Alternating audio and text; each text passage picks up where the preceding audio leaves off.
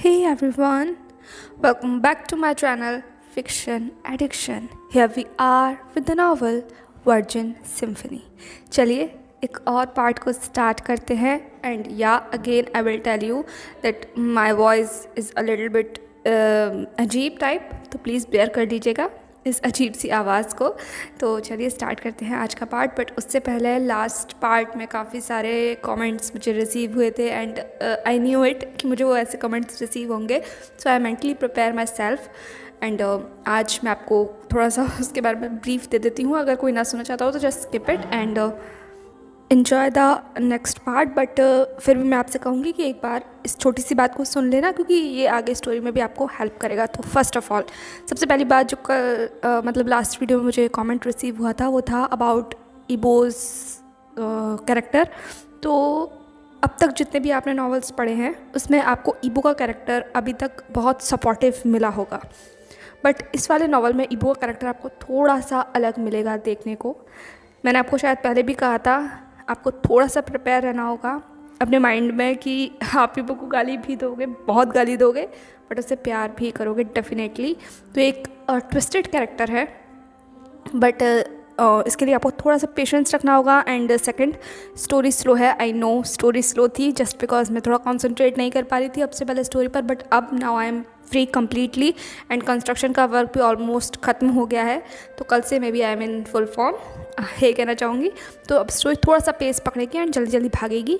And उसके बाद third बात जो है इम्पॉर्टेंट, एक्स्ट्रा मैरिटल अफेयर या फिर किसी को चीट करना, I am completely against this. Literally I can't describe how much I am against is this all this. I mean मुझे बहुत बकवास का कॉन्सेप्ट लगता है, बट मेरा इस नावल के अंदर ये चीज़ दिखाने का जो मकसद है वो ये है कि एज अ लिसनर आप कोई चीज़ कंज्यूम करते हो। मैं आपको जब कोई चीज़ सिचुएशन या कोई प्लॉट अपनी स्टोरी में दिखा रही हूँ तो मेरा उसका दिखाने का पर्पस ये होता है कि मैं आपको उसके डार्क साइड से भी इंट्रोड्यूस करवाऊँ। अगर हम यहाँ एक्स्ट्रा मैरिटल अफेयर की बात कर रहे हैं तो यहाँ आपको एक्स्ट्रा मैरिटल अफेयर के जो कॉन्सिक्वेंसेस जो या रिपरकशंस होते हैं वो भी आपको समझ में आएंगे। इबो की जो मेंटली स्टेट है, उसने अभी जो स्टेटमेंट दिया है, स्टेटमेंट के पीछे की वजह क्या है, वो इस तरीके का क्यों बना एंड वो किस तरीके से अपने रिलेशनशिप को लेकर इतना ज़्यादा ट्विस्टेड है, वो क्यों है। तो ये सब कुछ चीज़ें आपको इस नावल के थ्रू देखने को मिलेंगी। लुक, किसी भी अच्छी चीज़ को जानने के लिए हमें बुरी चीज़ पता होना बहुत ज़रूरी होता है, तभी हम डिफ्रेंशिएट कर पाते हैं अच्छाई और बुराई में।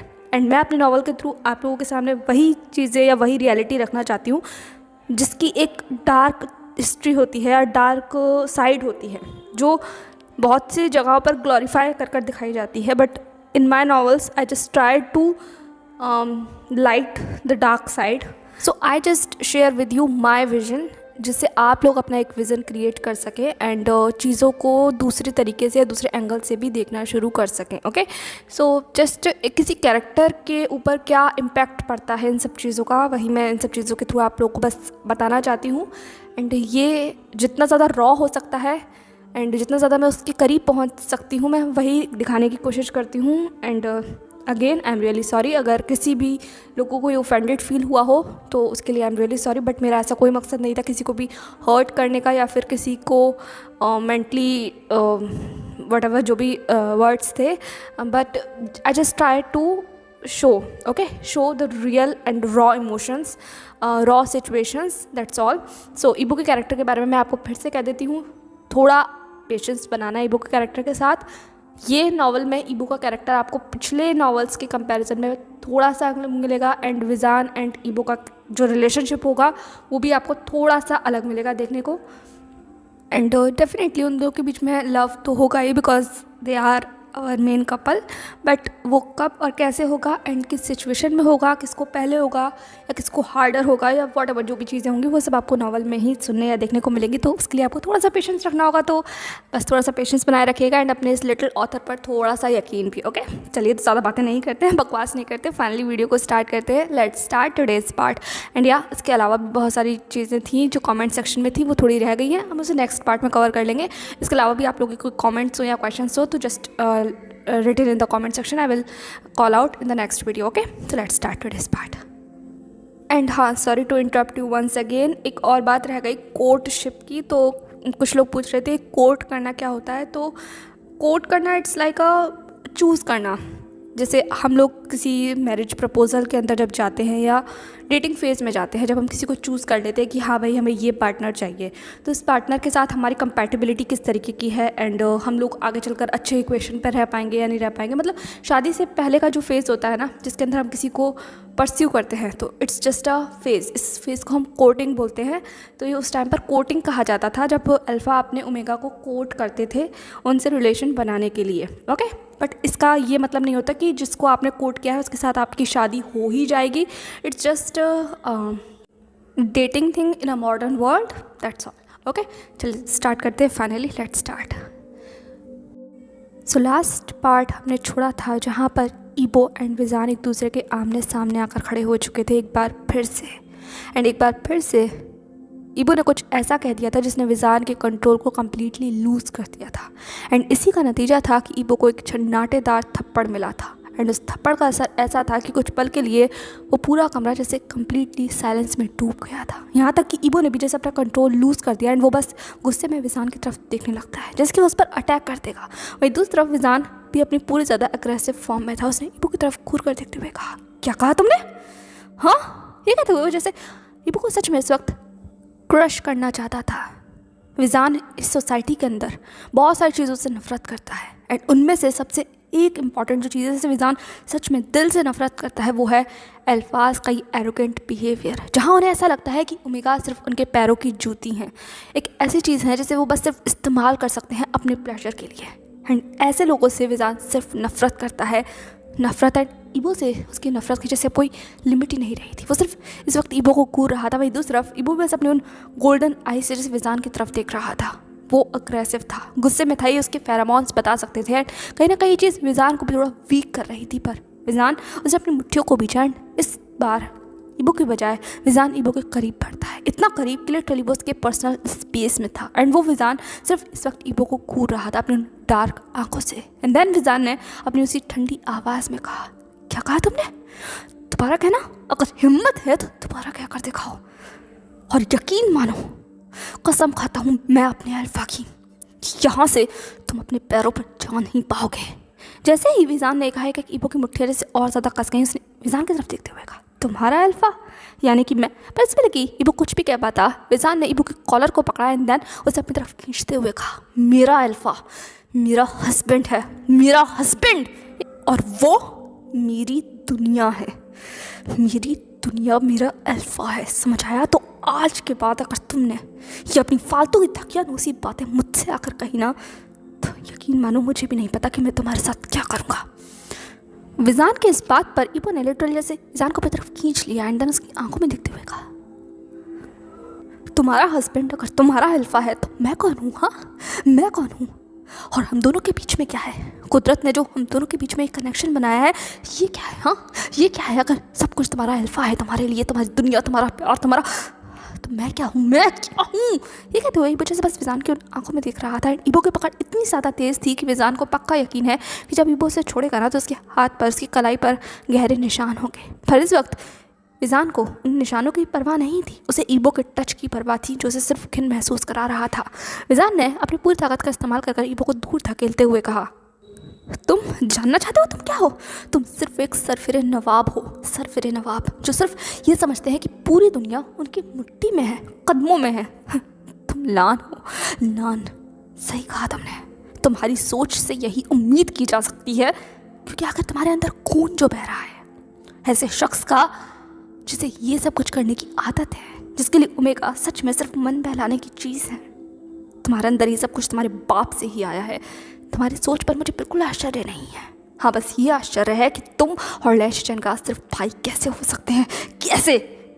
क्योंकि तुम्हारे अंदर खून तो सिर्फ तुम्हारे बाप का ही बह रहा है, तुम्हारे बाप। पर इसमें लगी विजान कुछ भी कह पाता है। एक ईबो ने जैसे विजान के जॉ को कस कर पकड़ा, अंदर उसे करीब खींचते हुए कहा, क्या कहा तुमने? क्या कहा? वापस कहना। विजान ने कहा, क्यों बुरा लगा? हाँ, बुरा लगा, पर ये तो सच्चाई है। ये तो पूरा टाउन जानता है कि तुम्हारा बाप किस तरीके का इंसान है। और तुमने क्या कहा? एक ओमेगा को 2-4 लोगों की ज़रूरत पड़ती है? हाँ पड़ती होगी। तुम जैसे बेगैरत और थकियानूसी लोगों की सोच में हम जैसे लोगों को, पर यकीन मानो हकीकत बहुत अलग है।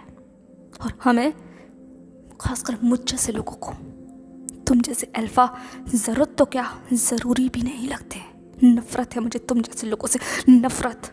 तो आगे से मेरे अगर करीब भी तुम आए ना, या मेरे आस पास भी नजर आए, तो मुझे खुद भी नहीं पता कि मैं तुम्हारे साथ क्या करूँगा।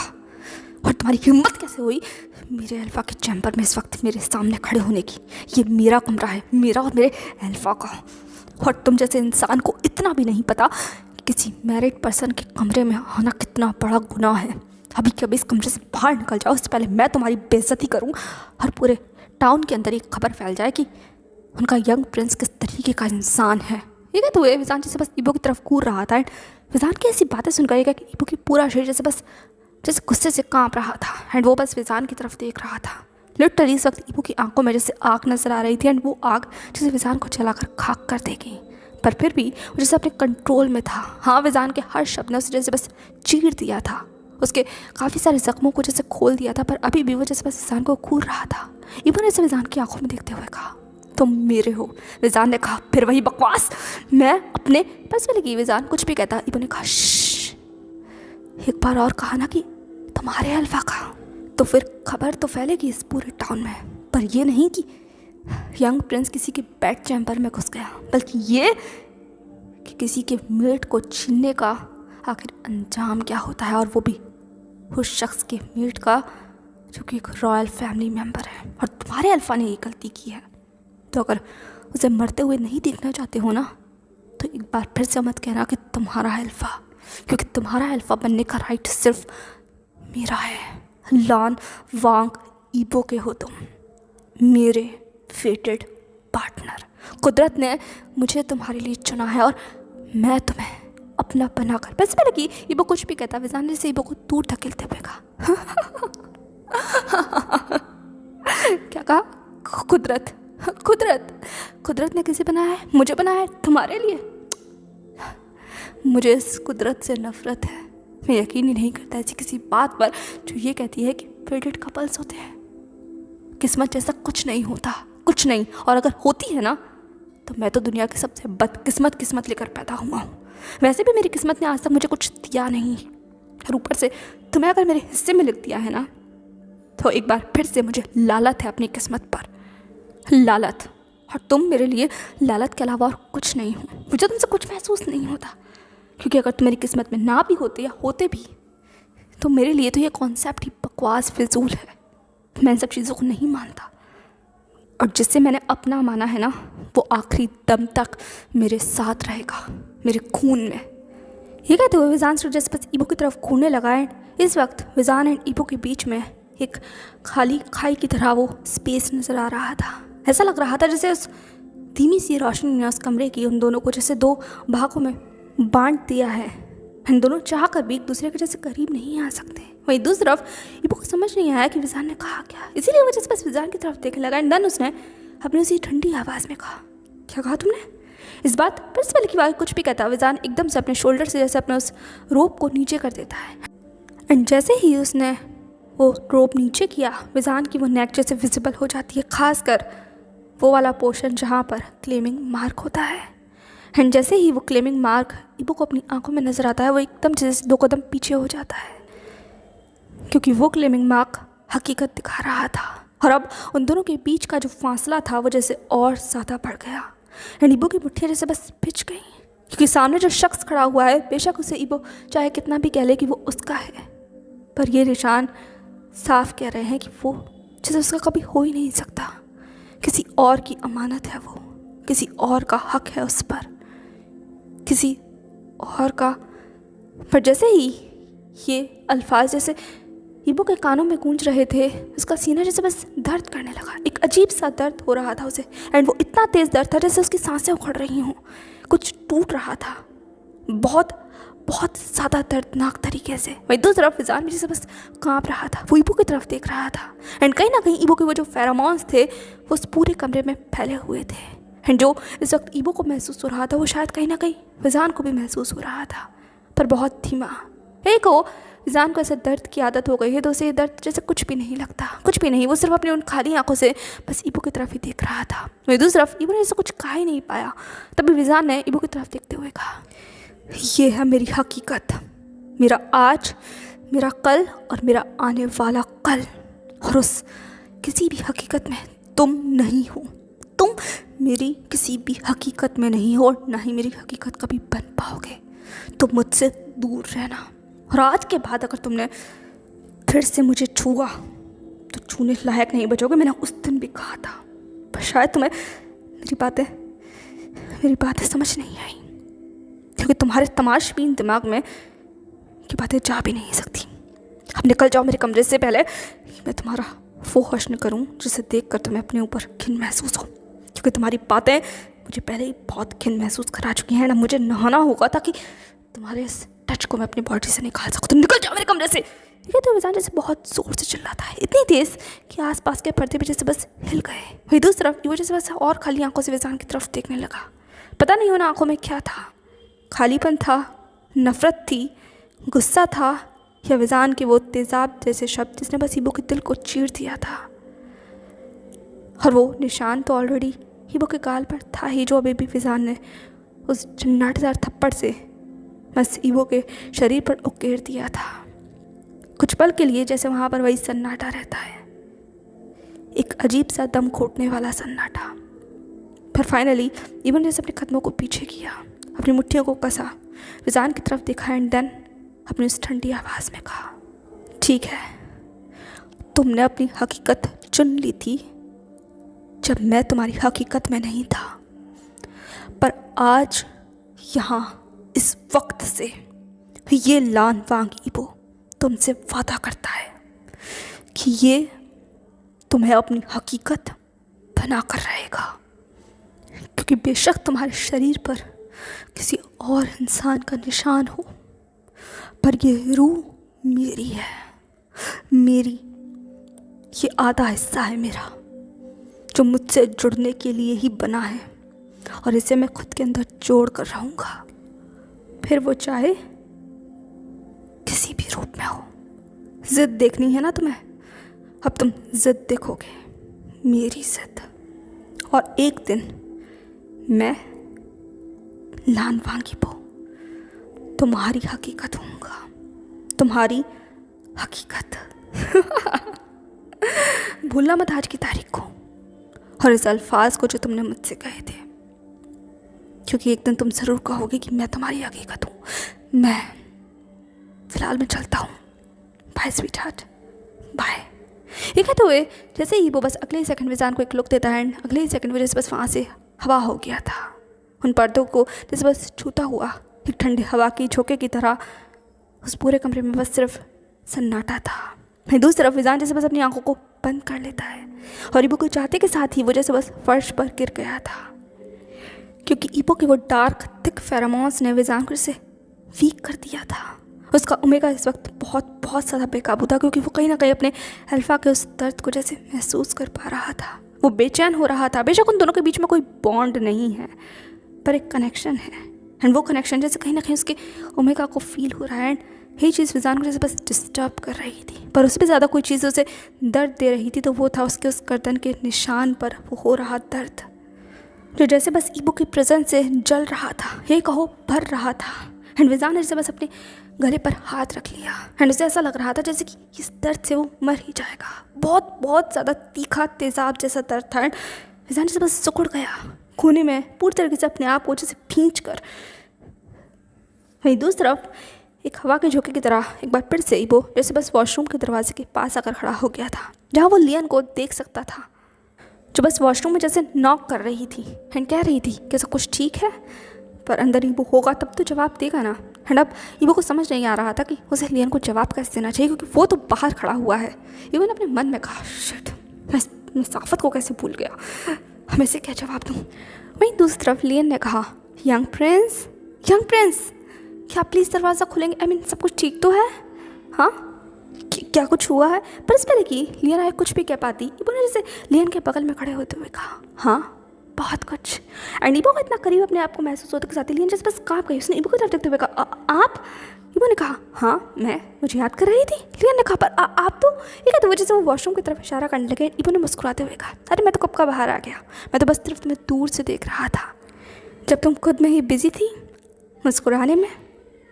तो मैं बस सोच रहा था तुम्हारी इस मुस्कुराहट को और ज़्यादा कैसे बड़ा किया जाए, तो बस तुम्हारे लिए एक तोहफा लेने के लिए चला गया।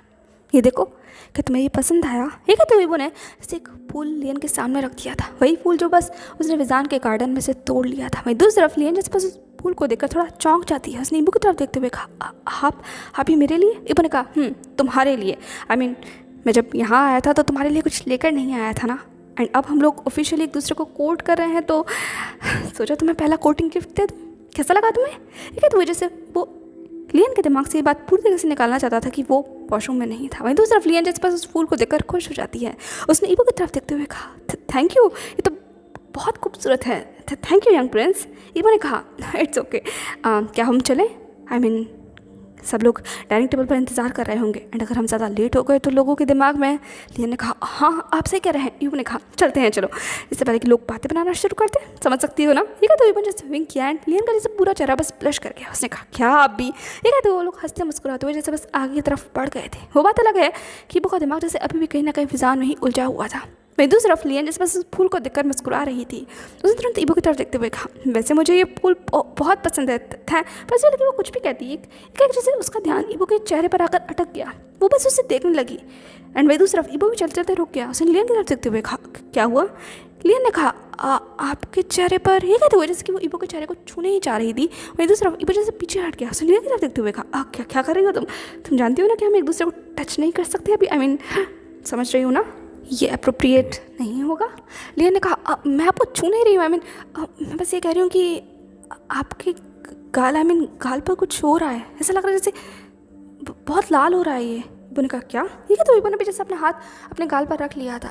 एंड एक बार जैसे ही उसने फिर से अपना हाथ अपने गाल पर रखा, उसे जैसे विजान के टच का एहसास हुआ हो। एंड ये सोचते के साथ ही कि लियन किस बारे में बात कर रही है कि इबो का शरीर जैसे बस कांप गया। उसने लियन की तरफ देखते हुए कहा ये कुछ नहीं है, वो बस एलर्जी हो गई है ना, ये फूलों से मुझे एलर्जी हो जाती है, तो बस वही होगा, ज़्यादा टेंशन लेने की ज़रूरत नहीं है। लियन ने कहा क्या आपको एलर्जी है? तो आप ये क्यों लेकर आए मेरे लिए? आपको नहीं लाना चाहिए था यंग प्रिंस। इबो ने कहा कोई बात नहीं, तुम्हें पसंद आए ना, यही बस मैटर करता है। लियन ने कहा पर। इबो ने कहा पर कुछ नहीं, अब चलो जल्दी, मुझे घर वापस लौटना है। माँ का कॉल आ रहा है लगातार, एंड हाउस में थोड़ा सा बोर हो रहा होगा, तो चिंता मत करो, मैं तुमसे फिर मिलूंगा, ठीक है? अभी हम घर चलते हैं। लियन ने कहा घर? इबो ने कहा डाइनिंग टेबल पर चलते हैं, मैं घर चलता हूँ मैं, ओके? ठीक है, तो इबो जैसे बस लियन से पीछा छुड़ाता हुआ आगे भाग रहा था। एंड वही दूसरी तरफ लियन जैसे बस कुछ सोच समझ कर इबो के साथ चलने लगती है। अब लगभग 15 मिनट के बाद इबो डाइनिंग टेबल पर आकर बैठ गया था। एंड सब लोग जिस बस देख रहे थे, खासकर हाउसवान। तभी इबो ने खड़े होते हुए जैसे बो कर कहा आई एम सॉरी आप लोगों को डिस्टर्ब करने के लिए, बट मुझे चलना होगा। रात बहुत ज़्यादा हो गई है, तो अगली सुबह मैं मिलता हूँ आप लोगों से, ओके? हाउसवान ने कहा ठीक है। तो वही हाउसवान ने सिर्फ इबो की तरफ देखा, ये कहा खास कर उसके गाल की तरफ जो बस इस वक्त लाल था, काफ़ी लाल। वहीं दूसरी तरफ शाओलिन जैसे बस इबो की तरफ देख रही थी, वो भी पूछना चाहती थी इस बारे में, लेकिन जैसे उसने इस बात को अवॉइड ही किया। वहीं दूसरी तरफ मार्कस ने इबो की तरफ देखते हुए कहा ओके यंग प्रिंस, मुझे बहुत अच्छा लगा कि आप हमारी फैमिली के किसी मेंबर को कोर्ट कर रहे हैं। And once again I am really sorry, वो सब कुछ जो कुछ भी हुआ। मैं बस विजान को लेकर थोड़ा सा, समझ सकते हैं ना आप, वो मेरी फैमिली का बहुत इंपॉर्टेंट मेंबर है, he is really important to us. तो बस मैं नहीं चाहता कि, खैर विजान की बातें नहीं करते हैं, लियन की बातें करते हैं। तो आप लोगों को आपका कोर्टिंग पीरियड बहुत ज़्यादा ये कहते हुए मार्कस जैसे अपने शब्दों में बोला नहीं लगा, तभी शाओलिन ने मार्कस की तरफ देखते हुए कहा इट्स ओके यंग प्रिंस, समझ गए। इबो ने कहा ओके मैं समझ गया, डोंट वरी, आपको हेजिटेट होने की कोशिश ज़रूरत नहीं है, इनफैक्ट आपको कुछ करने की ज़रूरत नहीं है। ये कहते हुए इबो जैसे बस मार्कस को घूर रहा था। एंड वही दूसरी तरफ इबो के शब्द मार्कस को जैसे समझ नहीं आए। उसने इबो की तरफ देखते हुए कहा आपने कुछ कहा यंग प्रिंस? इबो ने कहा कुछ भी नहीं, मैं बस ये कह रहा हूँ कि हम फिर मिलेंगे, ओके? ये कहते उसने मार्कस की तरफ देखा। एंड मार्कस जैसे हंसते हुए कहा श्योर हम फिर मिलेंगे। इबो ने कहा ठीक है तो मैं चलता हूँ। ये कहते हुए जिस बस जाने ही वाला था, तभी एक शाओलिन ने कहा लियन जाकर इबो, पर इसमें लगी वो आए कुछ भी कहती, इबो ने मोड़ कर कहा कोई ज़रूरत नहीं है। एंड इबो का इतना स्ट्रेट फॉरवर्डली मना करना है कि एक्सेप्ट के लिए बस थोड़ा सा शॉकिंग था। एंड सब बस इबो की तरफ देखने लगे। एंड इबो को जब रियलाइज़ हुआ कि थोड़ा सा ऑकवर्ड हो गया, तो इबो ने जैसे टूटी सी मुस्कुराहट देते हुए कहा लियन ऑलरेडी बहुत परेशान हो गई ना, मैंने उसे कुछ ज़्यादा ही परेशान कर दिया है, सुबह से मैं उसे बॉदर कर रहा हूँ, तो अब वो आराम करेगी। मैं एंड हाउसवान है ना, हम चले जाएंगे, ज़्यादा फॉर्मेलिटी करने की ज़रूरत नहीं है, अब तो हम फैमिली हैं, है ना आंट? ये कहते उसने शाओलिन की तरफ देखा। एंड शाओलिन जैसे बस नोट कर देती है। उसने इबो की तरफ देखते हुए कहा हाँ आपने ठीक तो कहा, बट लियन। इबो ने कहा मैंने कहा ना आंट, कोई ज़रूरत नहीं है, लियन तुम आराम करो, ओके, एंड मैं तुमसे सुबह मिलता हूँ। हाउशान ने कहा इबो ने कहा चलते हैं हम लोग, ठीक है। तो इबो बिना कुछ किसी की बात सुने हुए बस वहाँ से अपने कदमों को लंबा लंबा कर बस आगे बढ़ गया था। एंड वही दूसरी तरफ हाउशान सिर्फ इबो को देख रहा था कि वो कितना तेज़ यहाँ से भाग रहा है। एंड अब इबो के चेहरे पर जैसे वो हंसी नहीं है, वो कुछ भी नहीं है जो अभी कुछ देर पहले था इबो के चेहरे पर। अब इसके उलट इबो की आंखों में जैसे कुछ अलग नज़र आ रहा है हाउशान को, कुछ बहुत अलग, जैसे कुछ हुआ है, कुछ तो हुआ है। एंड डेफिनेटली इबो के चेहरे पर वो निशान इस बात की जैसे साफ गवाही दे रहे हैं। वहीं दूसरा फाइनली इबो जैसे बस अपनी कार में आकर बैठ गया था। एंड उसके बाद हाउशान भी बस दरवाजे को खोलकर जैसे कार में बैठ जाता है। हाउशान ने कहा ये, पर इससे पहले कि हाउशान कुछ भी कहता इबो ने कहा फास्ट, ड्राइव फास्ट। हाउशान ने कहा सीरियसली, अब तुम मुझ, पर इससे पहले कि वो फिर से कुछ कहता इबो ने कहा डैम फक हाउशान, drive the car fast fast. तो इबो जैसे बस हाउशान की तरफ घूमने लगा एंड हाउशान इबो को घूमने लगा। कुछ पल के लिए उन दोनों के ही वो अल्फा फेरोमोन्स जैसे उस कार में पूरी तरीके से भर चुके थे। दोनों के डार्क एंड एग्रेसिव फेरोमोन्स थे, दोनों एक दूसरी तरफ घूम रहे थे। एंड फाइनली हाउशान ने सिर्फ कार को जैसे स्टार्ट किया एंड बहुत तेज़ स्पीड में वो जैसे कार को बस बढ़ा देता है, जितना तेज़ हो सकता था उतना तेज़। वहीं दूसरी तरफ इबो जैसे बस कार के बाहर उस खिड़की से दूर देख रहा था, दूर जहाँ सिर्फ सन्नाटा नज़र आ रहा था। रात हो रही थी एंड ये थोड़ा जंगल का सा एरिया था। एंड दोनों के बीच में फैली हुई वो खामोशी जैसे और ज़्यादा दम घोटने वाली थी।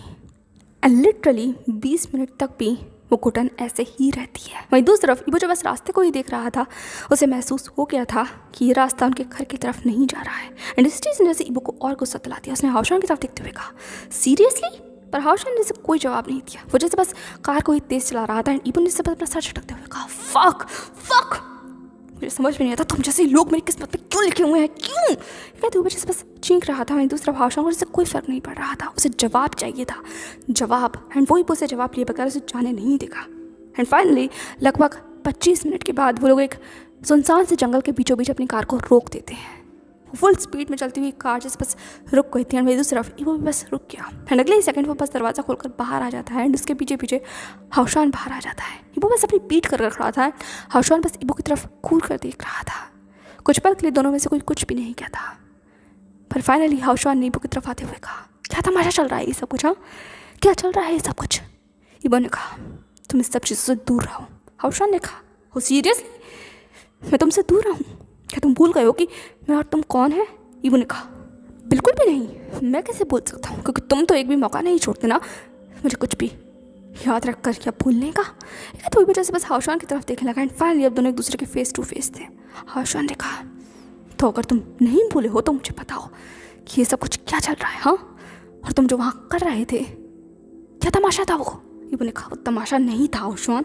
हाउशान ने कहा ओ रियली, तो क्या था वो? हाँ, कोई बात समझ पा रहा हो या ना समझ पा रहा हो, पर मैं तुम्हें बहुत अच्छे से समझ रहा था। तुम कोट करना चाहते हो उस लियन को? सीरियसली? हाँ, ताकत बनाने के लिए तुम्हें सिर्फ मैं ही मिला हूँ? इबो ने कहा हाउशान तुम जानते हो कि क्या है, तो पर क्यों कह रहे हो ये सब कुछ? हाउशान ने कहा एग्जैक्टली मैं जानता हूँ, पर क्या तुम नहीं जानते? क्या तुम सच में नहीं जानते कि तुम किसी इंसान के साथ खेल रहे हो? वो किसी और का पार्टनर है, किसी और का हस्बैंड है। एंड तुम पर सर कि हाउशान आए कुछ भी कहता है। इबो ने लिटरली हाउशान की कॉलर पकड़ते हुए कहा वो मेरा है, मेरा मेट, मेरा फेटेड पार्टनर। हाउशान ने कहा तुम्हारा फेटेड पार्टनर? तो अब मुझे समझ आया कि उस दिन उस घर में तुमने मुझे जिस पर्सन से मिलने के लिए बुलाया था वो यही था ना? हाँ, लियन के इन सब चीज़ों से कोई लेना देना नहीं है ना, है ना? लेकिन तो हाउशान ने बस चौंकता हुआ थोड़ा सरकास्टिकली होकर इबो की तरफ देख रहा था। इबो बस अपना जैसे चेहरा मोड़ लेता है। हाउशान ने कहा सीरियसली, आई मीन क्या तुम्हें ज़रा भी अंदाजा है तुम क्या कर रहे हो इबो? वो अगर तुम्हारा फेवरेट पार्टनर है भी तो वो तुम्हारा नहीं है। ये बात इतनी मुश्किल? पर से पहले कि हाउशान कुछ कहता, इबो ने हाउशान की तरफ मुड़ते हुए कहा कितनी ही मुश्किल क्यों ना हो, मैं आसान बना दूंगा। हाउशान ने कहा कि तुम्हारी जिद है? इबो ने कहा अगर वो मुझे जिद कर मिल सकता है तो हाँ, ये मेरी जिद है। हाउशान ने इसे हंसते हुए कहा सीरियसली इबो, मुझे तुम पर तरस आ रहा है इस वक्त, तरस। ये कहते हुए हाउशान जैसे अपनी खाली आंखों से इबो की तरफ देख रहा था। इबो ने हाउशान की तरफ देखते हुए कहा तरस? मुझे तो लगा था तुम्हें मुझ पर गुस्सा आएगा, इतना गुस्सा कि तुम मेरा खून कर दोगे, पर थरस ये तो कुछ, हाशा ने कहा, कुछ अलग नहीं है, क्योंकि इसके अलावा मुझे तुम पर और कुछ आ भी नहीं सकता। और सच कहूँ ना तो तुमसे ज़्यादा तरस आंट पर आ रहा है इस वक्त मुझे। मतलब ये मैंने कहा, मॉम को बीच में मत लेकर आओ हाउशवान। हाउशवान ने चिल्लाते हुए कहा, क्यों ना लेकर आऊँ मैं बीच में? हाँ, बोले तो मैं ज़रूर बीच में लेकर आऊँगा। उनकी पूरी उम्र निकल गई तुम्हें अच्छी परवरिश देने के लिए, पर आखिरी में खून नहीं बाजी मार ली। और तुमने प्रूव कर दिया अपनी ऐसी हरकतों से कि तुम्हारे अंदर तुम्हारे बाप का ही खून। बस पहले कि हाउशवान कुछ कहता कि वो लिटरली एक पंच हाउशवान को मार देता है। आज पूरे दिन में ये दूसरी दफ़ा था जब किसी शख्स ने हिबो का नाम उसके फादर के साथ इस तरीके से जोड़ा था। विजान ने जब ये कहा था तो हिबो को इतना गुस्सा आया था कि वो खुद भी नहीं जानता कि वो विजान के साथ क्या करता, पर फिर भी उसने कैसे कैसे करके खुद को कंट्रोल कर लिया। पर हाउशवान के साथ ऐसा नहीं हो पाया। जैसे ही हाउशवान ने कहा, इबो के अंदर जितना भी गुस्सा था वो जैसे उस पर उतर गया था। एंड वो लिटरली इतना तेज़ पंच था कि हाउशवान जैसे बस ज़मीन पर जाकर गिरा। पर उसे जैसे इस बात का कोई अफसोस नहीं था। उसने कूद कर इबो की तरफ देखते हुए कहा, अपनी ऐसी हरकतों को करने से पहले तुम्हें गुस्सा नहीं आया? हाँ, अब तुम्हें गुस्सा आ रहा है? अब तुम्हें गुस्सा आ रहा है? किसी के पार्टनर के पीछे जाना तुम्हें पता है कितना बेहुदा चीज़ है, कितनी बेहुदा चीज़। वो किसी और का है, किसी और का घर मत खराब करो इबो। इबो ने कहा, मैं किसी का घर खराब नहीं कर रहा हूँ हाउशवान, और आज के बाद अगर तुमने मुझे मेरे फादर से कंपेयर किया ना तो मैं भूल जाऊँगा कि तुम हो कौन मेरे लिए। ये कहते हुए वो सिर्फ हाउशवान को घूरता है, अगले ही पल वो बस मुड़ जाता है, क्योंकि वो हाउशवान के साथ भी यहाँ रहना नहीं चाहता था। उस इस वक्त बहुत गुस्सा आ रहा था एंड हाउशवान सिर्फ उसके गुस्से को बढ़ा रहा था। इबो को घुटन महसूस हो रही थी, बहुत ज़्यादा घुटन, इसलिए वो बस वहाँ से दूर जाना चाहता था। पर इससे पहले कि वो आगे बढ़ पाता, हाउशवान ने जैसे बस ज़मीन पर से खड़े होते हुए कहा, घर खराब कर रहे हो या नहीं मैं नहीं जानता, पर तुम उसी राह पर चल रहे हो जहाँ तुम्हारे फादर चले थे। उन्होंने तुम्हारी माँ को धोखा दिया था और उसके बाद उन्होंने जो सब कुछ किया था, तुम भी शायद यही करना चाहते हो, यही। पर बता दूँ तुम्हें, इसका अंजाम अच्छा नहीं होगा इबो, किसी के लिए भी नहीं। इबो ने मुड़कर हाउशवान की तरफ देखते हुए कहा, मैं लान वांग इबो, मैं अंजाम की परवाह नहीं करता। मैं किस्मत को मानता हूँ और मेरी किस्मत में लिखा हुआ है वो शख्स, तो उसे मैं हासिल कर रहूँगा, और मैं किसी और चीज़ पर नज़र नहीं डाल रहा हूँ हाउशवान। और यही फ़र्क है मुझ में और मेरे बाप में। मेरे बाप ने अपनी किस्मत को ठुकरा कर किसी और पर नज़रें डाली थी, और मैं अपनी किस्मत पर नज़रें डाल रहा हूँ। हाउशवान ने कहा, किसी और की ज़िंदगी बर्बाद कर कर। इस बात पर ही वो रुक जाता है। हाउशवान ने आगे बढ़ते हुए कहा, सही कहा तुमने, ये फ़र्क है तुम में और तुम्हारे बाप में। पर तुम्हारे बाप ने भी अपनी किस्मत को ठुकरा कर किसी और को गले लगाया था, और तुम किसी और की ज़िंदगी को ठुकरा कर अपनी किस्मत के पीछे भागना चाहते हो, जिसमें सिर्फ मासूमी सज़ा काटेंगे। वहाँ तुम्हारी माँ मासूम थी और यहाँ लियन मासूम है। वो जो कोई भी है, सानिया जो भी उसका नाम है, वहाँ उसका मेट। इबो ने कहा, मैं हूँ उसका मेट। हाउशवान ने कहा, उसका मेट कौन है ये तुम भी जानते हो इबो। इस तरीके से चिल्लाने से और बार बार कहने से हकीकत बदल नहीं जाएगी, और तुम इस हकीकत को बदल भी नहीं सकते। इबो ने कहा, तो मैं तुम्हें बदल कर दिखाऊंगा, सबको बदल कर दिखाऊंगा। ये कहते हुए इबो सिर्फ आखिरी बार हाउशवान की तरफ देखता है, एंड देन उसने कहा, you just wait and watch. इसके बाद वो जैसे बस वहाँ से जैसे गायब हो जाता है अपनी फुल स्पीड में, और हाउशवान जैसे वहीं खड़ा रह जाता है। उसने कुछ पल के लिए वो किसी डायरेक्शन में देखा, लेकिन अगले ही पर उसने बस सिर्फ अपनी कार के बोनट पर जोर से हाथ मारते हुए कहा, फक, आई एम सॉरी, मैं क्या करूँ, सब कुछ बर्बाद हो जाएगा, सब कुछ, और ये ठीक नहीं होगा, बिल्कुल ठीक नहीं होगा। ये कहते हुए हाउशवान की आवाज़ सिर्फ जैसे उस जंगल में गूंज रही थी, एंड हिबो वो तो ऑलरेडी बहुत दूर जा चुका था। अब लगभग 5 घंटे के बाद आधी रात हो चुकी थी। लगभग कुछ 1 बजे का समय हो रहा था जब इबो वापस घर लौटा था। वो बस अपने उस थके हारे कदमों के साथ एंड बहुत ख़राब मूड के साथ जैसे घर के अंदर शामिल होता है। एंड जैसा कि एज़ यूजुअल एक्सपेक्टेड था, घर में ऑलमोस्ट सभी लोग जैसे सो चुके थे या फिर अपने कमरे में थे। एंड वो जैसे बस किसी से इस वक्त मिलना नहीं चाहता था, किसी को नहीं देखना चाहता था, इसलिए वो बस सिर्फ अपने कदमों को तेज़ बढ़ाता हुआ आगे की तरफ जा ही रहा था। पर अचानक जैसे कोई आवाज़ सुनकर वो रुक जाता है।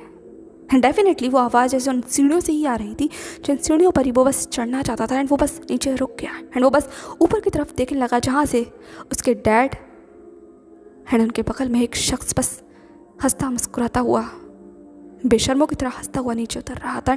वो देख करीबों की जैसे बस मुट्ठियाँ पिच गई थी। वो बहुत ज़्यादा नफरत से अपने उस डैड की तरफ देखने लगा एंड उनके बाहों में लिलियन की तरफ। एंड एक बार फिर से इबो के कानों में जैसे विजान एंड हाशवान के शब्द गूंजने लगे। एंड विजान एंड हाशवान यही दोनों नहीं हैं, इसके अलावा भी बहुत सारे लोग ऐसे हैं जो उसके डैड की वजह से उसे ताना देते हैं, उसके खून पर सवाल उठाते हैं, वो भी जस्ट इस वजह से कि उसके मॉम एंड डैड ने ये सब कुछ किया है। पर इसमें क्या उसकी कोई गलती है? क्या उसकी सच में कोई गलती है? ये क्या? तो ये वजह से बस खुद से ही सवाल पूछता हुआ ये कहो बिल्कुल सुन्न सा होकर ऊपर की तरफ देख रहा था। एंड वहीं दूसरी तरफ लिलियन एंड हेनरी का ध्यान अभी तक वो पर नहीं गया था, पर शायद तब तक जब तक कि वो नीचे वाली सीढ़ी पर आ नहीं गए, क्योंकि वो ऑलरेडी अपने आप में एक दूसरे के अंदर डूबे हुए थे। एंड वो सच में रियलिटी में उन्हें देखकर इबो को सिर्फ घिन ही आ रही थी, हद से ज़्यादा घिन। एंड इबो और ज़्यादा नफरत से सिर्फ उनकी तरफ देखने लगा। एंड फाइनली हेनरी का ध्यान इबो की तरफ गया था एंड लिटरली इबो को वहाँ देखकर थोड़ा सा शॉक हो गया था, इसीलिए उसने लिलियन को थोड़ा सा अपने से दूर धकेल दिया। एंड वही दूसरी तरफ लिलियन भी जैसे बस इबो की तरफ देखने लगी, उसने अपने गाउन को जैसे थोड़ा सा ठीक किया। वही दूसरी तरफ हेनरी ने इबो की तरफ देखते हुए कहा, तुम यहाँ क्या कर रहे हो? वही दूसरी तरफ इबो ने जैसे लिलियन की तरफ देखा एंड देन फिर उसने हेनरी की तरफ देखा एंड देन फिर वो सरकास्टिकली मुस्कुरा कर कहता है, वही जो मुझे नहीं करना चाहिए था। आई एम सॉरी डैड, उप्स, पर मैंने आपके सीक्रेट को देख लिया। ये कहते हुए जैसे कि इबो लिलियन की तरफ देखने लगा एंड देन हेनरी की तरफ। वहीं दूसरी तरफ हेनरी ने अपनी मुट्ठियों को मीचते हुए कहा, सीक्रेट? What secret? क्या बकवास कर रहे हो तुम? क्या तुमने पी रखी है? ठीक है, तो उसने इबो की तरफ देखा एंड इबो ने से हंसते हुए कहा, हाँ पी रखी है तो आप कुछ करोगे डैड? हेनरी ने कहा, बकवास, मैं तुम जैसे लोगों से बात नहीं करना चाहता, जाओ सोबर हो तब बात करेंगे। इबो ने कहा, हाँ तब बात करेंगे, पर मैं तो पिछले 12 साल से सोबर था डैड, आप तो कभी मुझसे बात करने नहीं आए, तो अचानक से कल मैं जब सोबर हो जाऊंगा तो आप मुझसे बात करने आओगे? ऐसे बातें मत क्या करो डैड, ये सब कुछ। पर एक काम कीजिए, आप वही कीजिए जो आप कर रहे थे, मेरी वजह से डिस्टर्ब मत हुई। हाँ, enjoy your night with your dirty little secret. ठीक है, तो जैसे ही इबो ने ये शब्द कहा, एक हेनरी से पूरे में जैसे तक कांप गया, वो शॉक हो गया। उसने इबो की तरफ देखते हुए कहा, क्या कहा तुमने? इबो ने कहा, उप्स, क्या मुझे ये बताना नहीं था? आई एम सॉरी डैड, भूल जाइए कि मैंने कुछ कहा था। हाँ, एंजॉय कीजिए अपनी नाइट, एंजॉय कीजिए एंड मैं भी एंजॉय करता हूँ। बाय, गुड नाइट, मैं अपने कमरे में जा रहा हूँ एंड भूल जाइएगा ये सब कुछ मैंने देखा, मैंने कुछ नहीं देखा। और वैसे भी मुझे सब कुछ याद नहीं रहेगा डैड, क्योंकि पीने के बाद मैं सब भूल जाता हूँ, तो चिंता मत कीजिए, मैंने कुछ नहीं देखा। हाँ, कुछ भी नहीं, मैंने कुछ नहीं देखा। ठीक है, तो वो जैसे बस चूमता हुआ सा अपने सीढ़ियों की तरफ अपने कदमों को बढ़ा देता है एंड वही दूसरी तरफ हेनरी अपनी जगह पर जैसे बस स्टंट खड़ा हुआ था। कुछ पल के लिए उसे यकीन नहीं आया कि इबो ने क्या कहा, पर उससे पहले कि इबो से पूछ पाता, इबो ऑलरेडी सीढ़ियों के ऊपर चढ़ चुका था। एंड वही दूसरी तरफ लिलियन ने जैसे बस हेनरी का हाथ पकड़ लिया, उसने धीमे से फुसफुसाते हुए कहा, क्या इसे पता है? वहीं दूसरी तरफ हेनरी ने जैसे ही लिलियन का टच महसूस किया, उसने बस कूद कर लिलियन की तरफ देखा एंड देन उसने इबो की तरफ देखा, पर झटके से अपने आप को लिलियन से हटाते हुए कहा, ऐसा नहीं हो सकता, मुझे नहीं लगता शावी ने इसे कुछ बताया होगा। नहीं, वो सिर्फ नशे में था इसलिए सब कुछ बकवास कर रहा था ऐसा। और तुमसे मैंने कितनी बार कहा है मुझसे दूर रहा करो, जब हम लोग इस तरीके से ओपन में हो तो मुझसे दूर रहा करो तुम। वहीं दूसरी तरफ लिलियन ने जैसे बस हेनरी की तरफ देखते हुए कहा, दूर रहूं? सीरियसली? तुम और मैं रिश्ते में है इतने सालों से और तुम मुझसे अब भी ये कह रहे हो कि मैं दूर रहूं तुमसे? और मैं तुमसे दूर ही थी, तुमने मुझे बुलाया था और रात की तरह तुमने फिर से मुझे बुलाया था और अब तुम फिर रिग्रेट कर रहे हो इन सब चीज़ों के लिए? हाँ, हेनरी ने कहा, रिग्रेट नहीं कर रहा हूँ, बस तुम्हें वार्न कर रहा हूँ, जब मेरे बच्चे सामने हुआ करें तो मुझसे बस दूर। पर इससे पहले कि लिलियन हेनरी आगे कुछ भी कह पाता, लिलियन ने कहा, बच्चे, सिर्फ यही है ना वजह कि मैं तुमसे दूर रहूं, या तुम्हारे दिल में अभी और कुछ है? हाँ, एक बात ध्यान से सुन लो लैन हेनरी, ये कहते हुए लिलियन जैसे बस हेनरी के करीब आती है एंड देन उसने उसकी आंखों में देखते हुए कहा, तुम अपनी बीवी को धोखा दे सकते हो पर मुझे धोखा देने के बारे में जरा भी सोचना मत। एंड कहीं ना कहीं लिलियन की इस बात ने हेनरी को जैसे प्रवोक कर दिया। उसने लिलियन की तरफ देखते हुए कहा, और अगर सोचा तो क्या करोगे तुम? ये कहते उसने जैसे लिलियन के बाजू को मरोड़ दिया था। वहीं दूसरी तरफ लिलियन को से दर्द तो हुआ लेकिन फिर भी उसने हेनरी की आंखों में देखते हुए कहा, तुम्हें जान से मार डालूंगी। ये कहते हुए जैसे कि वो बस उससे घूर रही थी एंड हेनरी भी बस लिलियन की तरफ घूरने लगा। एंड एक पल में ही जैसे हेनरी के चेहरे पर एक सेडक्टिव सी मुस्कुराहट आ जाती है। उसने जैसे लिलियन को अपने और करीब की एंड देन उसके लिप्स पर एक फोर्सफुल किस करते हुए कहा, हाय तुम्हारी इसी अदा से तो मुझे प्यार है। अब चलो तमाशा ख़त्म करते हैं और बेडरूम में चलते हैं। एंड हेनरी के इस तरीके के मूड चेंज से लिलियन से बस शॉक हो गई। उसने हेनरी की तरफ देखते हुए कहा, क्यों अब तुम्हें दूर नहीं जाना? हेनरी ने जैसे लिलियन के पूरे फेस पर जैसे अपनी उंगलियों को फिराते हुए कहा, अब दूर जाने की क्या ज़रूरत है, सब लोग ऑलरेडी अपने कमरे में सो चुके हैं तो चलो एंजॉय करते हैं। ये कहते हुए जैसे कि वो बस लिलियन को लेकर अपने कमरे की तरफ चला गया था, वहीं दूसरी तरफ इस बात से पूरी तरीके से नज़रअंदाज की कोई एक शख्स था जो बस उस पिलर के पीछे से इन सब चीज़ों को देख रहा था। एंड उसकी आंखों में इस वक्त क्या था ये शायद जैसे कोई नहीं पढ़ सकता, कोई भी नहीं। एंड डेफिनेटली वो शख्स कोई और नहीं बल्कि लैन ईबो था, जिसकी आंखें जैसे बस हेनरी के ऊपर ही गड़ी हुई थी और आखिरी तक गड़ी नहीं जब तक कि दरवाज़ा बंद नहीं हो गया।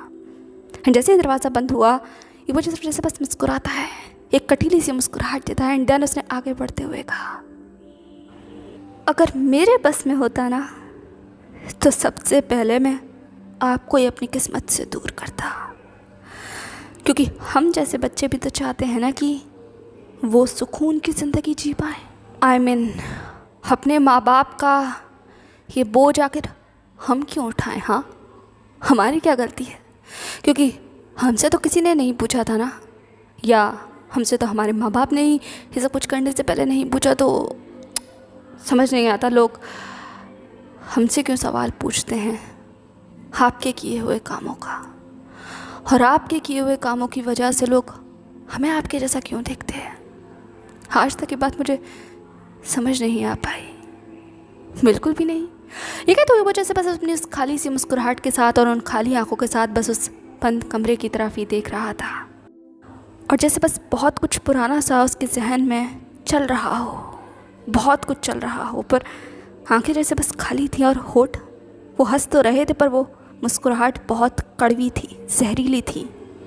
फाइनली ईबो के चेहरे से वो मुस्कुराहट बस चली गई एंड देन उसने सामने की तरफ देखते हुए कहा, यकीन मानो कोई भी बच्चा आप जैसे माँ बाप अपनी ज़िंदगी में नहीं चाहता, पर अफसोस इतना है कि हम बच्चों के हाथों में नहीं होता ना कि वो अपने माँ बाप चूज़ कर सकें। नहीं होता हमारे हाथों में, पर किस्मत में होती है आपकी बुराइयां जो हम अपने कंधों पर ढोते हैं। बस साए की तरह लेकर चलते हैं। वो लोग गलत नहीं है, वो गलत हो ही नहीं सकते, क्योंकि हकीकत तो हम भी देख रहे हैं ना। पर अफसोस वो कम से कम कह सकते हैं, पर हम तो कह भी नहीं सकते।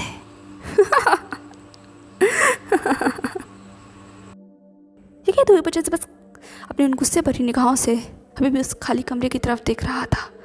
एंड वो जब ये सब कुछ बोल रहा था तो जैसे ईबो का एक अदर हाफ इस वक्त जैसे नज़र आ रहा था उसकी आंखों में, जैसे वो सारी बातें हों उसके कानों में गूंजती हुई जो जैसे इतने पिछले कुछ वक्त में हुआ है।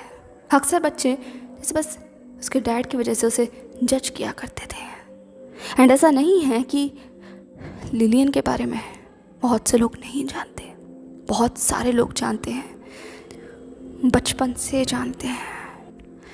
जब से वो यहाँ चाइना में रहा है उसके साथ जो बचपन में जो कुछ भी हुआ है वो जैसे अभी भी उसे याद है, बचपन की एक काली परछाई की तरह वो जैसे उसके साथ साथ चलती है। ये चीज़ जितना ज़्यादा ईबो को अंदर से तकलीफ़ पहुंचाती है उतना ही ज़्यादा अंदर से जैसे खाली कर देती है। एंड जैसे वही उसके साथ हो रहा था, उसकी आंखें जैसे एक पल में बिल्कुल खाली हो गई। तब अचानक से उसे अपने कंधे पर किसी का हाथ महसूस होता है। एंड जैसे ही वो टच ईबो को महसूस हुआ उसने बस पीछे मुड़ कर देखा तो वहाँ और कोई नहीं बल्कि शिचैन खड़ा हुआ था।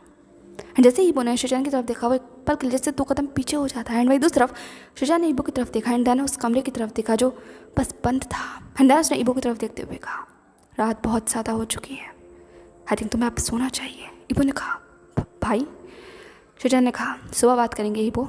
ये कहते हुए जैसे कि वो आखिरी बार उस दरवाजे की तरफ देखता हुआ जैसे बस आगे बढ़ रहा था। एंड वही दूसरी तरफ ईबो ने अचानक से शिजान का हाथ पकड़ते हुए कहा, रुकिए। शिजान बस अपनी जगह पर रुक गया। एंड वही दूसरी तरफ ईबो ने भी जैसे बस शिजान के आगे आते हुए कहा, आप यहाँ कब से खड़े हुए थे? शिजान ने कहा, इस बात से कोई फ़र्क नहीं पड़ता ईबो, पर तुम इतनी रात को क्या कर रहे हो ये ज़रूरी है कि तुमने पी रखी है? ईबो ने कहा, नहीं, वो तो बस मेरे ड्रेस के ऊपर, हमें कोट के ऊपर बस कुछ वाइन गिर गई थी, मैंने पी नहीं रखी भाई, आई स्वेयर। शिजान ने जैसे हंसते हुए कहा, पर एक्टिंग तो तुमने जैसे नीचे बहुत अच्छी की। एंड जैसे ही शिजान की बात ईबो ने सुनी, जैसे हंसते हुए कहा, ओह तो आप मुझे बहुत देर से देख रहे थे। शिजान ने कहा, ऐसे तमाशे होते हैं तो अक्सर नज़रें चली ही जाती हैं। खैर ये बताओ तुम अब तक जाग क्यों रहे हो? आई थिंक तुम्हें सोना चाहिए। ईबो ने कहा, सो जाऊंगा भाई, पूरी रात पड़ी है। बाय द वे आप इतनी रात तक क्यों जाग रहे हो? शिजान ने कहा, बस काम कर रहा था, आई मीन बहुत सारा काम है स्टडी में, तो रिसर्च कर रहा था, दैट्स ऑल। ईबो ने कहा, हो सीरियसली? शिजान ने कहा, हाँ, स्कूल का वो प्रपोजल है ना, उसके बारे में बहुत कुछ करना है। ये कहते हुए शिजान जैसे बस स्कूल के बारे में ईबो से बात करने लगा। ईबो बस जैसे सुन रहा था। एंड जैसे ही शिजान ने स्कूल का जिक्र किया, एक फिर से जैसे ईबो के दिमाग में विजान का चेहरा आ गया था। एंड शिजान बस बातें करता जा रहा था। फाइनली वो लोग स्टडी के पास पहुंच गए थे। एंड जैसे ही वो लोग स्टडी के पास पहुंचे, एक शिजान ने ईबो की तरफ देखते हुए कहा, आई थिंक तुम्हें अब सोना चाहिए, मुझे और काम है, मैं आई थिंक अपना काम निपटा लेता हूँ, तो सुबह मिलते हैं। ये कहते हुए शिजान जैसे बस स्टडी का दरवाजा खोलकर अंदर जाने ही वाला, तभी एक ईबो ने शिजान की तरफ देखते हुए कहा, भाई? शिजान अपनी जगह पर रुक जाता है। ईबो ने कहा, क्या हम कुछ बात कर सकते हैं? शिजान ने कहा, इस वक्त? ईबो ने कहा, हाँ ज़रूरी है, प्लीज़। शिजान ने कहा, ओके ठीक है, अंदर आओ। ये कहते हुए शिजान ने फाइनली से अपनी स्टडी का दरवाज़ा खोल दिया था। एंड ईबो बस अंदर चला जाता है। अब लगभग 10 मिनट के बाद ईबो एंड शिजान बस एक दूसरे के आमने सामने बैठे हुए थे। एंड शिजान के चेहरे पर जो भी थोड़ी देर पहले एक्सप्रेशन थे वो जैसे एकदम से जैसे काफुर हो गए। अब वो बिल्कुल स्ट्रेट फेस के साथ ईबो की तरफ देख रहा था। शिजान ने कहा, तुम सच में इस बात के लिए सीरियस हो? ईबो जैसे मुस्कुराते हुए कहा, जी भाई, बहुत ज़्यादा सीरियस। आई मीन आज से पहले तो मैं किसी चीज़ के लिए इतना सीरियस हुआ ही नहीं। ठीक है, तो ईबो जैसे बस मुस्कुराता हुआ शिजान की तरफ देख रहा था। एंड शिजान जैसे बस समझ ही नहीं पा रहा था कि उसे क्या कहना चाहिए। एंड उसके बाद स्टडी में जैसे बस एक सन्नाटा सा पसर जाता है। वहीं अब लगभग 2 दिन के बाद 2 दिन से शू मैंशन का जैसे माहौल अलग ही छाया हुआ है। हर तरफ जैसे बस कानाफूसी सी चल रही है, बातें हो रही हैं, पर विजान जैसे महसूस कर सकता है कि वो इन सब बातों से जैसे बहुत दूर है। उन्हें ये सारी बातें जैसे तकलीफ़ भी दे रही हैं, लेकिन कहीं ना कहीं जैसे गुस्सा भी दिला रही हैं। वो ये सब कुछ चीज़ें जैसे बर्दाश्त नहीं कर पा रहा है। एंड वो चाहता है लियन से बात करना, पर वो ये भी जानता है कि लियन जैसे उसे नहीं समझेगी, पर फिर भी जैसे वो खुद को रोक ही नहीं पाया। एंड किचन में खड़ी हुई लियन से उसने धीमी आवाज़ में कहा, लियन। लियन जैसे जो बस पानी ही पी रही थी वो बस रुक गई। उसने विजान की तरफ देखते हुए कहा, क्या यार, सुबह सुबह अपना चेहरा मुझे दिखाना ज़रूरी था? आई मीन सीरियसली, मैं कुछ अच्छा काम करने जा रही थी और तुम्हारा मनहूस चेहरा देखकर पूरा दिन ही मनहूस हो जाएगा मेरा। कहो क्या काम है? ये कहते वजह से उसने बस विजान की तरफ देखा। एंड विजान जैसे बस अपनी मुठ्ठियाँ भींच लेता है। वो जैसे जो लियन से कहना चाहता था वो उसकी ज़बान पर ही अटक कर रह गया, लेकिन फिर भी उसने बस लियन की तरफ देखते हुए कहा, मैं बस तुमसे ये कहना चाहता हूँ कि क्या तुम सीरियस हो उन सब चीज़ों को लेकर? लियन ने जैसे मुंह बनाते हुए कहा, किन सब चीज़ों को लेकर? साफ बोलो, मेरे पास तुम्हारे जितना दिमाग नहीं है। आई मीन मैं तुम्हारी तरह सुपर इंटेलिजेंट नहीं हूँ ना। मॉम को तो यही लगता है। खैर साफ साफ बोलो क्या कहना चाहते हो, मेरे पास वक्त नहीं है। विजान ने कहा, मैं सिर्फ ये कहना चाहता हूँ कि तुम जो कोट वाला जो, पर इससे पहले कि विजान कुछ भी कह पाता, एक लियन ने जैसे अपने ग्लास वाइन जोर से पटकते हुए कहा, शट अप, तुमसे किसी ने राय नहीं मांगी है और जो मैं कर रही हूँ वो मैं कर रही हूँ। यंग प्रिंस मुझे कोट कर रहे हैं, बात जो मुझे बर्दाश्त नहीं हो रही। हाँ, अपनी एडवाइस को अपने पास रखो और मुझे मेरा काम करने दो। ये कहते हुए जैसे कि वो बस विजान को एक लुक देते हुए वहाँ से बस चली गई थी। एंड विजान भी जगह पर खड़ा रह गया। वो आगे बहुत कुछ कहना चाहता था, पर लियन ने जैसे उसे मौका ही नहीं दिया। एंड वो सिर्फ अपने उन खाली आंखों से लियन की तरफ ही देखता रहा। एंड देन उसने खुद में बड़बड़ाते हुए कहा, मुझे पता होना चाहिए कि मुझे कहाँ क्या कहना है, पर मैं जानते पूछते तो तुम इस तरीके से ये सब कुछ नहीं करने दे सकता ना लियन। तुम मुझे कुछ मानो या ना मानो, पर तुम जोजुआना की जिम्मेदारी थी और जोजुआना के बाद मेरी। ये कहते हुए विजान जैसे बस अपनी खाली आंखों से लियन की तरफ ही देख रहा था। एंड उसे खुद भी नहीं पता कि उसे क्या महसूस हो रहा था, पर ईबो का चेहरा जैसे बस उसके जहन में गूंज रहा था। एंड वो सारी बातें जो उस दिन हुई थी उस कमरे में। अब फाइनली लगभग 2 घंटे के बाद विजान अपने फाइनली स्कूल में आ गया था। हारिस का दिमाग जैसे सुबह से ही बहुत ज़्यादा ख़राब था जब से लियन से वो वाक़या हुआ था, लेकिन वो बस इस वक्त अपने स्कूल के काम में बिजी था। तभी अचानक से उसके कैबिन में नॉक होता है। रिजान अपने काम में बिजी था, इसलिए उसने बिना ध्यान दिए सिर्फ ये कहा, कम इन। एंड वहीं दूसरी तरफ जो शख्स बस दरवाजे के बाहर खड़ा हुआ था वो अगले ही पल जैसे बस कमरे के अंदर दाखिल हो जाता है। एंड उस शख्स ने मुस्कुराते हुए कहा, लॉन्ग टाइम नो सी, शायद प्रिंसिपल सर बिजी हैं। ये कहते हुए जैसे ही उस शख्स की आवाज़ उस कमरे में गूंजी, एक विजान जो बस लिख रहा था वो बस रुक गया। एंड एक पल के लिए उसे यकीन नहीं आया जो आवाज़ उसने अभी सुनी। एंड वो बस सामने की तरफ देखता है। एंड नहीं सिर्फ वो देखता है, अगले सेकंड वो बस खड़ा हो गया था। एंड वही दूसरी तरफ सामने वाला जो शख्स खड़ा हुआ था उसने बस मुस्कुराते हुए कहा, इस बार मैंने लेवेंडर चूज़ किया है प्रिंसिपल सर, आई होप आपको पसंद आएगा। मेरी तरफ से मेरी पोजीशन पर बैठने का ये पहला गिफ्ट। वैसे तो आपको मुझे वेलकम कहना चाहिए, लेकिन फिर भी स्वागत नहीं करोगे हमारा? So that's all for today. क्या कोई गैस कर सकता है कि आखिर कौन शख्स कह रहा है अपना स्वागत करने के लिए? बाकी मिलते हैं नेक्स्ट पार्ट में। आज का पार्ट जैसा भी लगाओ please write in the comment section. And starting में मैंने जो भी बात कही थी एक बार सब चीज़ों पर ध्यान दीजिएगा। एंड आगे से स्टोरी थोड़ा फास्ट पेस में चलेगी। ओके, सो डोंट वरी, मिलते हैं नेक्स्ट पार्ट में। तब तक के लिए बाय बाय। एंड डेफिनेटली मुझे बताइएगा कि आखिर ये शख्स कौन है।